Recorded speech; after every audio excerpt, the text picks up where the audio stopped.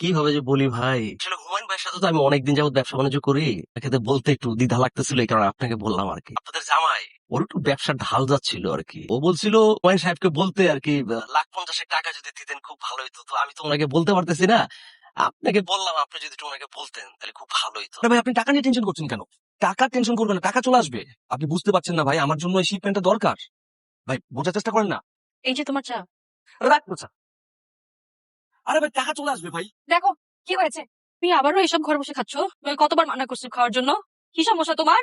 কথা শুনতেছো আমার? আমার বাড়ি, আমার ঘর, আমি যা ইচ্ছা তা করবো। তোর ভালো না লাগে তুই বাইরে যা। আমার কপালটাই খারাপ, তোর মতো ফালতু বিয়াদব ঘাটতের লোকের সাথে তোমার বিয়ে হয়েছে। আমি ফালতু? ফালতু? তুই ফালতু? না। তোর বাপ জানা ফালতু? এই মুখ সামনে আমার বউ হয়েছে তোর মতো একটা ফালতু মেয়ে বিয়ে করা। তোর বাপ জানা আমার কথা 50,000 টাকা দিব, দিয়ে দাও। আর টাকার মতো পুলিশের সাথে আজকে আমি চুপ। তুই ভালো লাগে না আমাকে? এই, এই, যাবে না, না। আমি বেশি তো।